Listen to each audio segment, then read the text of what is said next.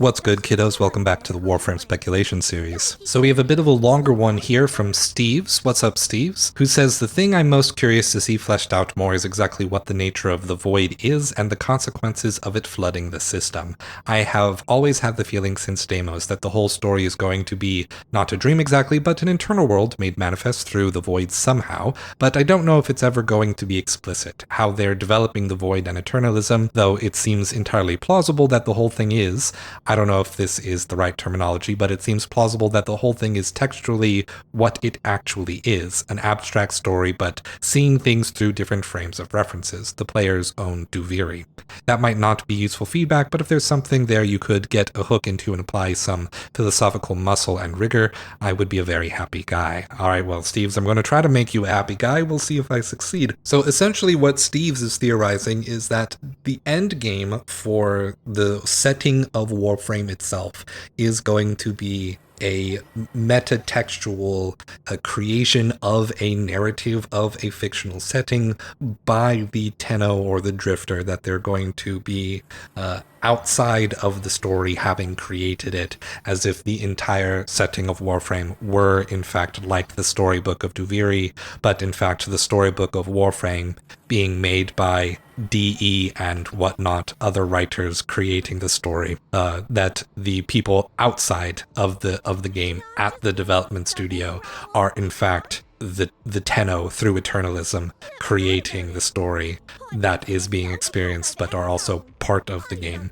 That is the kind of narrative that you would expect from Remedy Entertainment, from Control and the Alan Wake games, I think, more than Digital Extremes.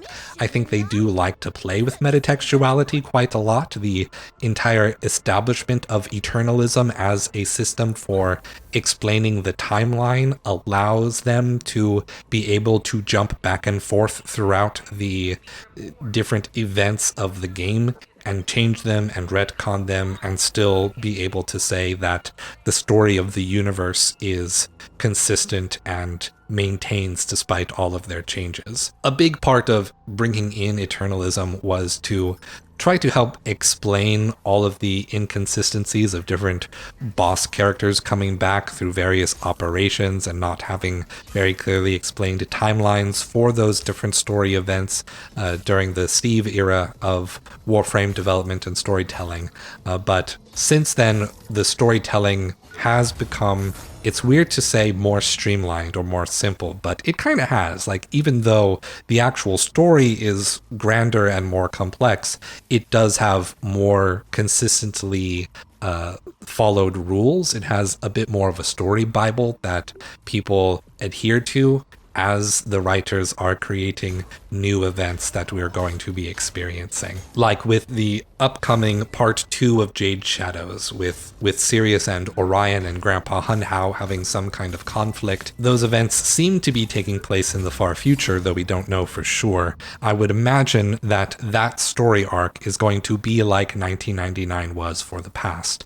Isolated, always a part of the timeline, not quite breaking out of or impacting the timeline quite yet. 1999 will eventually stop being a loop, and perhaps the events of Jade Shadows Part 2 is going to be some kind of loop, or not. Maybe it's just in the future, and we'll have to wait to see what happens when we get there, because 1999 being a loop is only possible thanks to the Drifter's void powers that are unique, that are loop-based, spiral-based. It's not a circle. It's not a loop. It's a spiral. Things change with every iteration. It's always moving forward. Eventually, the loop moves forward on the rest of the timeline, because it's not a loop. It's a spiral. But let's get to the question more directly. What are the consequences? What are the nature of the void and its consequences for flooding the system?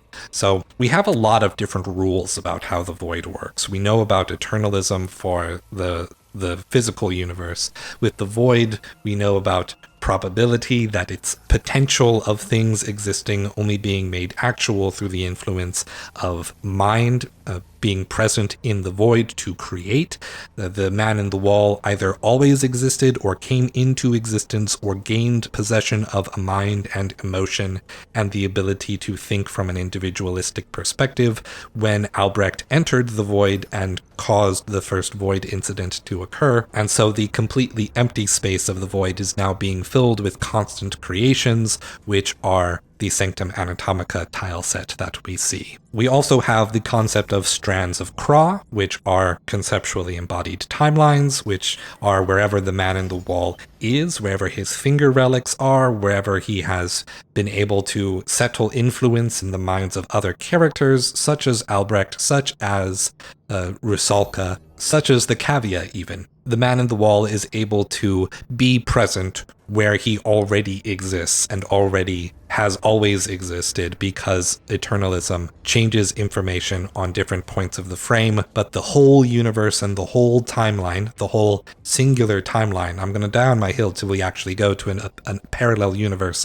that isn't a pocket dimension in the void. The singular timeline, the singular one universe of the setting that is not a multiverse, not actually, not yet anyway, just changes, edits, it's in flux.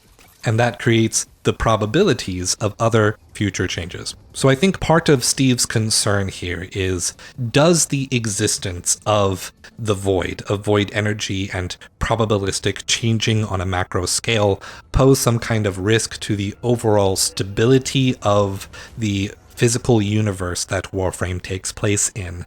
And I think for the lore, the current answer is no. Not until we have some other conflict on the further end of the Void War that we maybe can't predict yet. It's always possible that the foundational stability of the universe may be put at risk, that eternalism can't protect you from all the changes to a certain point. But I think as the principles are established now, the universe is able to survive, is able to persist, is going to exist regardless of any individual changes. Specific changes are incidental, not integral to the existence of the universe. There's a little bit of a philosophical jargon in there for you. It's the difference between something that is an incidental quality versus an inherent or integral quality.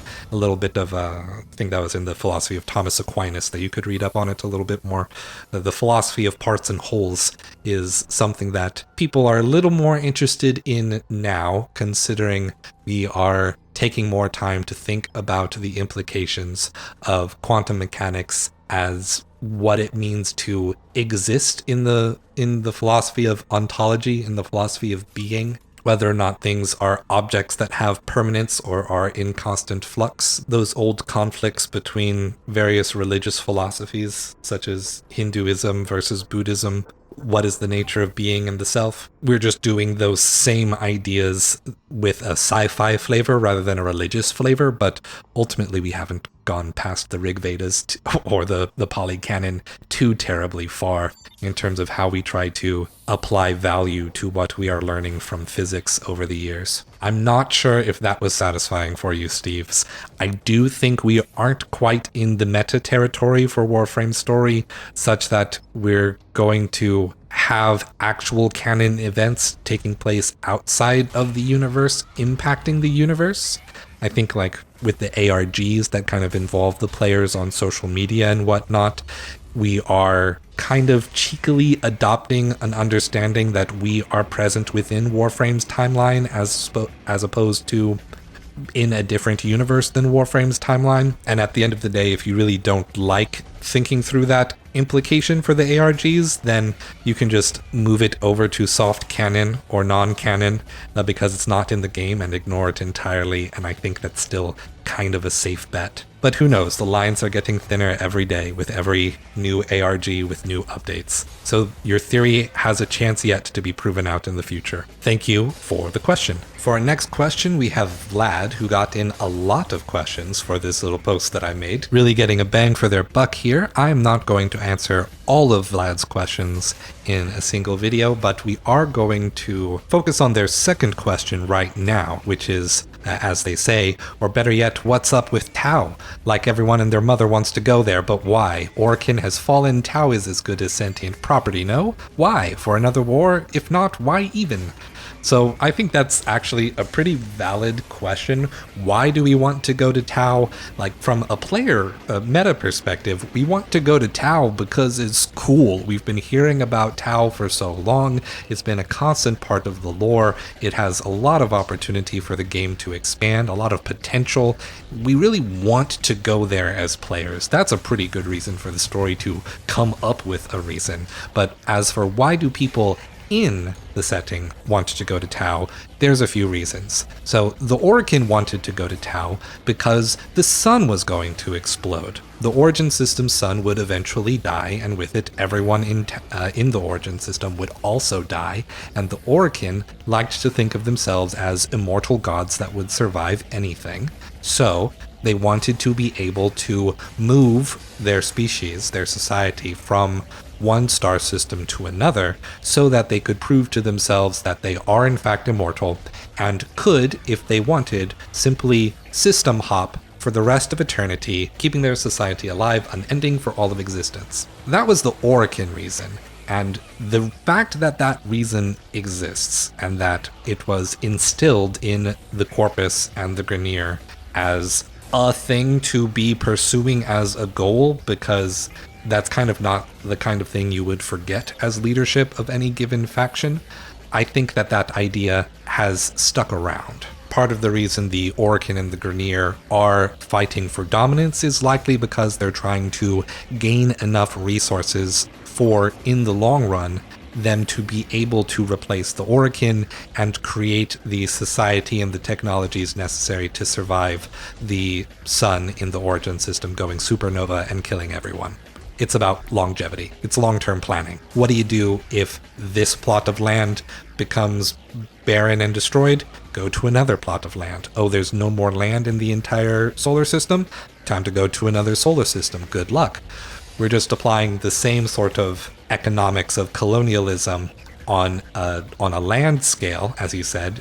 It's as good as sentient property. Well, you want more property to continue living even after we've expanded into a solar system-sized empire. So we're expanding the colonialist concept of land acquisition, despite how immoral it ends up being, to the process of colonizing another solar system. And while there wasn't anything living in Tau Ceti before the introduction of the Sentience faction to the solar system, the fact that they then existed and formed their own society while building the solar rail over who knows how many millennia it took to actually make that work sort of establishes, that same settlers versus Native Americans dynamic.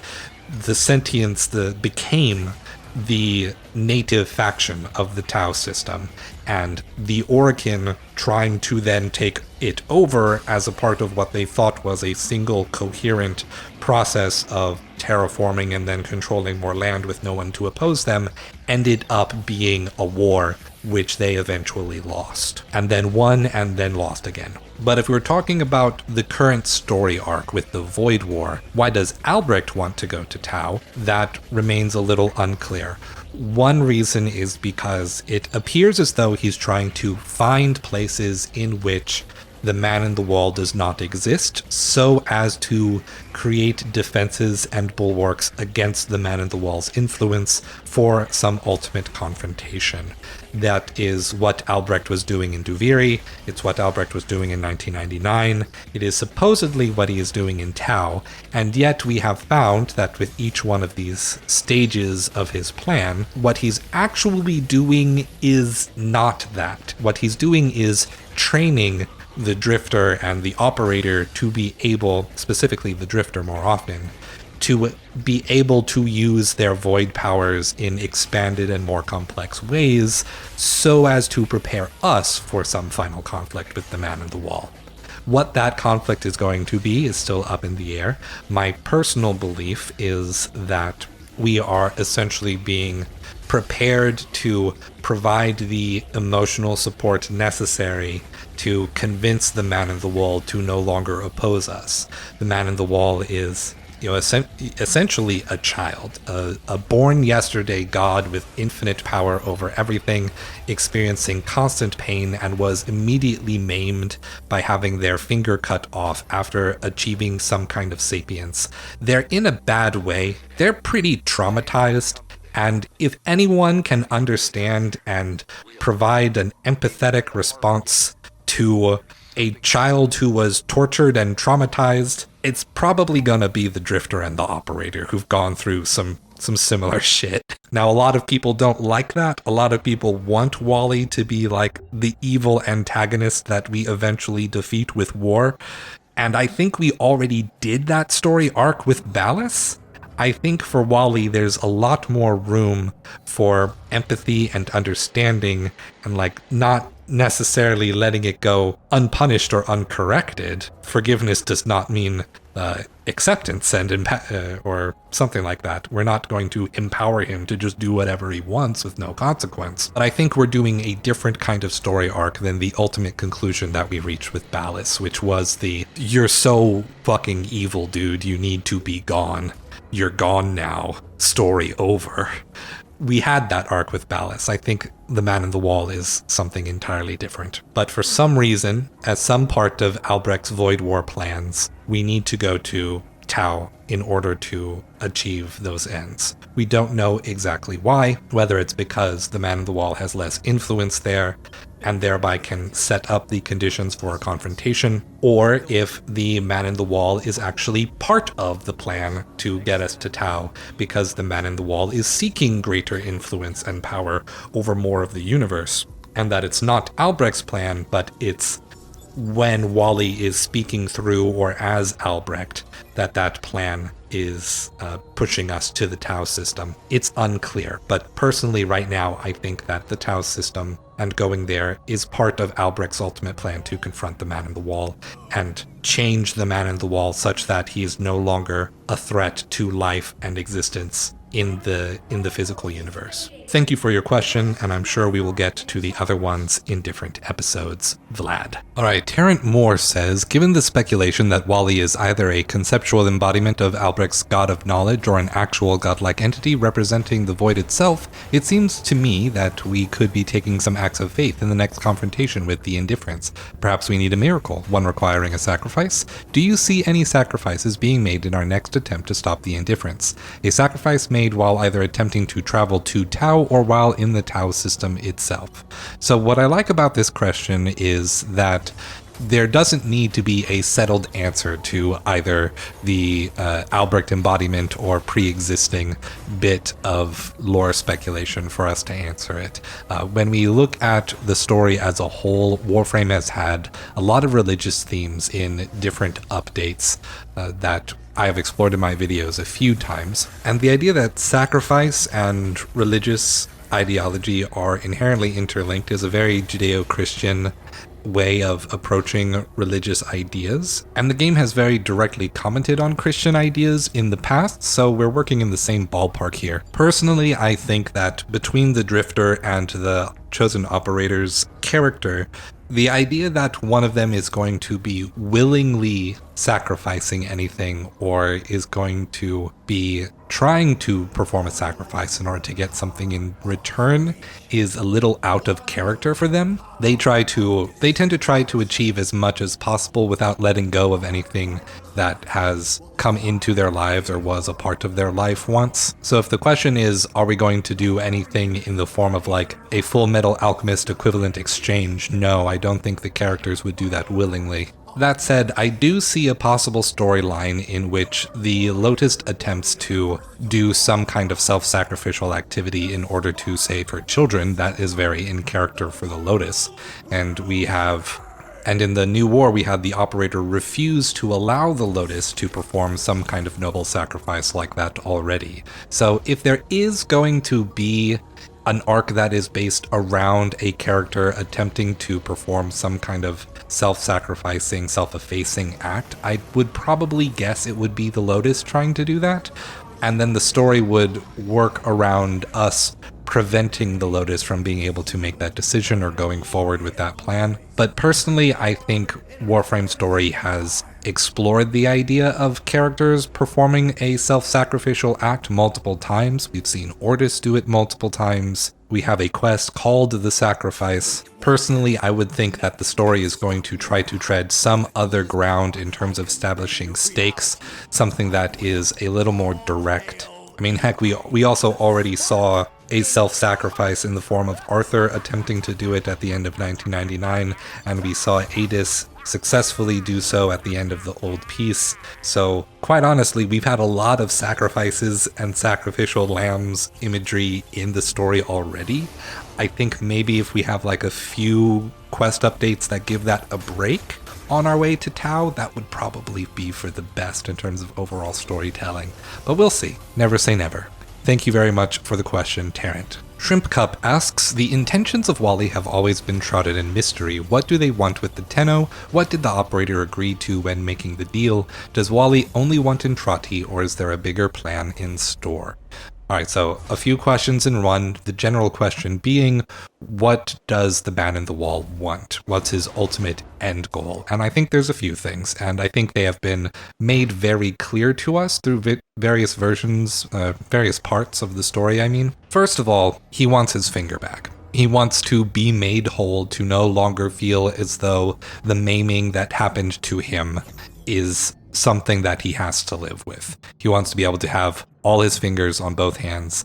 The problem with that is people in the Origin system, they don't know how to do that. They don't know where the original finger went. All we have are the finger relics that are used for railjacks and other faster than light travel. The actual original finger lost to time.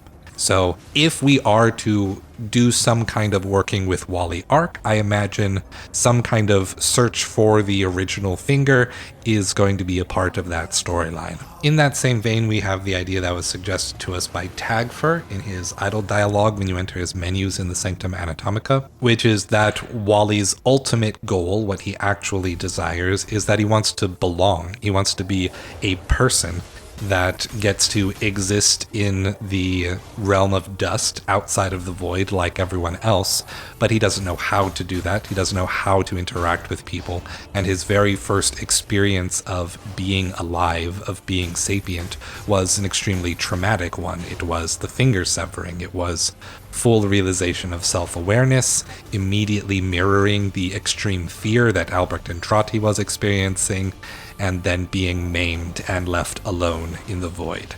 That was, as far as we know, his perspective on what occurred during the first dive into the void that Albrecht actually discovered the man in the wall. And so Tagfer's theory is that the man in the wall just wants to be along, just wants to be a person, but doesn't know how. They are still a child, they need to be taught. It is from that perspective that I think is the writers of DE just very directly telling us what the man in the wall's actual motivation is, rather than expressing him as some pure, unrelatable, esoteric villain. He gained personhood by way of conceptual embodiment that if Wally was a void god that exists prior to interference by people, didn't have personhood or emotion before Albrecht entered the void and added it in there. So in that same vein, I think part of the deal that the operator took that all the Tenno took on the Zeramin, was that they were going to give up their bodies, their personhood, in order to allow the man in the wall to take their place, essentially pulling another Orokin, replacing the Tenno child with themselves so that they could live as a person. And probably a little bit of revenge in there, probably just wanting to kill Entrati. He's not the only one who wants that. But quite honestly, I would say that might be just a smaller plan on the side that only really comes up because Entrati is actively trying to interfere with Wally having more and more influence over the universe. Thank you for the question, Shrimp Cup. Shade asks, is Albrecht really working by the mindset of the ends justify the means and intentionally picking the quickest path regardless of who or what it hurts? Or is he picking these things specifically to groom our Tenno into being exactly what is needed to fight Wally? Whereas I wouldn't use the word groom because it has different connotations whenever it's spoken on the internet or on YouTube, I would say you hit the nail on the head with the second of those two questions. It is very clear from appearances that Albrecht is acting as some kind of hyper-pragmatist, villain-esque character. And I think that is exactly the perspective that he is trying to present in order to make sure that the Tenno and the Drifter and everyone chase him, that they follow him to the places and things that he is setting up so that his plans can be enacted. While Albrecht may have the ability to time travel by some means, it is pretty clear that he doesn't really have much ability to actually do things. He's not very powerful. He was using a Lex pistol of all things for his cutscene. The dude has a gun, and that's his power. Time travel and gun. Compared to what everyone else can do, Albrecht really isn't all that influential.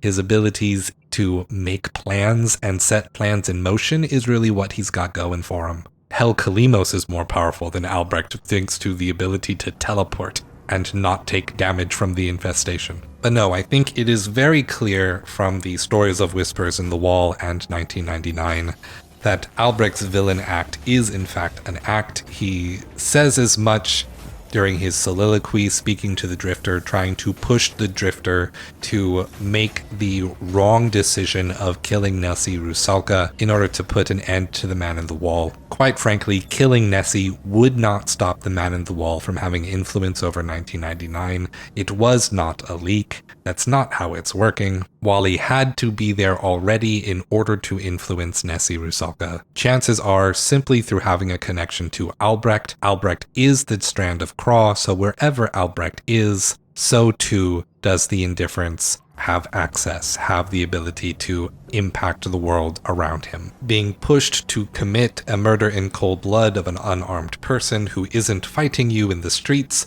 was Albrecht seeing if the Drifter was going to conform to his orders, or if the Drifter was going to grow into someone who is more compassionate, more willful, and able to see the bigger picture beyond Albrecht as an authority figure. That is why he smirked. It's why he covered his eyes. I tried to highlight in my 1999 video that different cues were being set up through the emotional expressions that Albrecht was making, not just the words he was saying at that time. If it turns out that Albrecht was actually just being a big ol' mustache twirling villain the whole time, trust me, I'm gonna be the most surprised of anyone.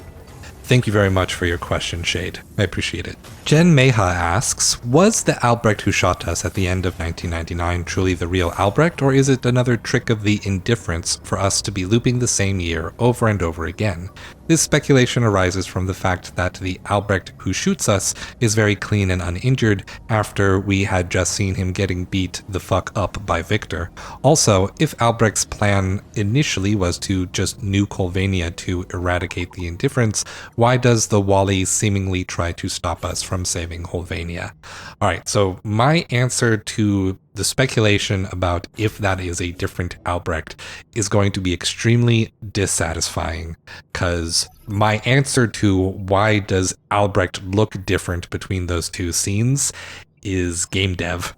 Is because they needed to use a stiffer, lower poly model than they were using for the cutscene, and so they did in order to make sure something about the cutscene ran more smoothly than it was in other things they tried. I think also to a certain extent, they do like keeping that mystery alive a little bit, and something so clear as, well, Albrecht has a black eye and Wally doesn't have a black eye isn't as interesting of an answer when it comes to things like speculation in the lore fan community online, the sort of thing that contributes to a healthy community ecosystem when it comes to engaging with the game's story. Keeping that a little bit obscured is good for speculation, is good for people talking about the story in the long term. But personally, I think that one was just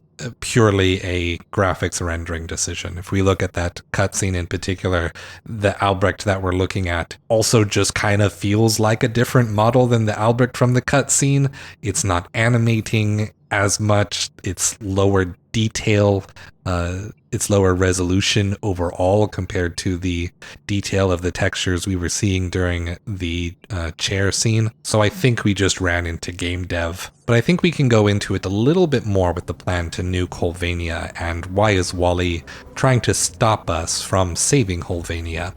And I think it's kind of simple in again, an unsatisfying way, perhaps.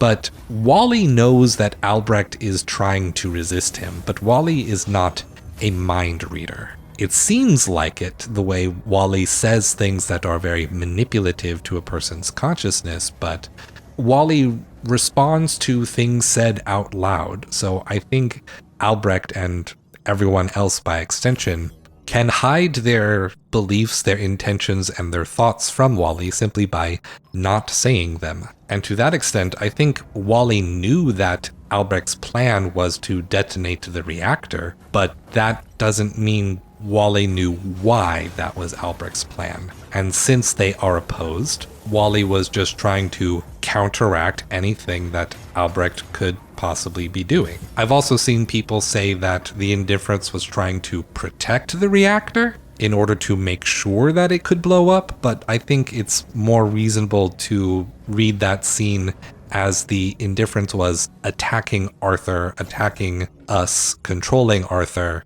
in order to keep the reactor from blowing up, if that makes any sense. But no, more directly to the issue of Albrecht, I think that the gunshot and the nuclear explosion are just two contingencies trying to force the Drifter's hand to make sure that they do the loop, to make sure that they get put in a situation where, via another spiral, they learn a different lesson that expands their abilities as a Tenno, being able to perform transference with conscious living minds as opposed to with regular Warframes or with the vessels or with the necromechs, where the mind isn't really present, but transference is allowing control over the body, or the mind is less present and transference allows for control over the body. Interacting with a proto-frame is significantly more difficult, as we see through the narrative. Trying to do transference into Arthur at the beginning of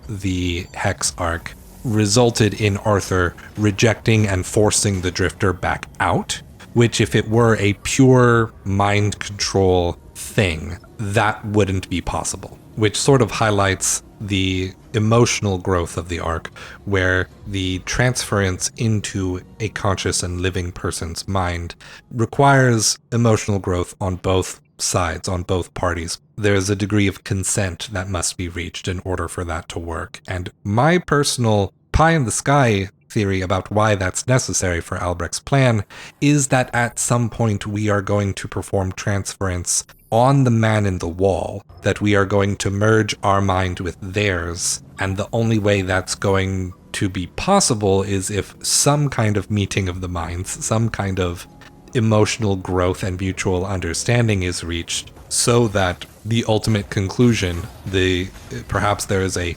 conflict between our two minds that we must play through, can at least have some groundwork set up so that we're not going into completely foreign territory when it comes to engaging in transference with other conscious people.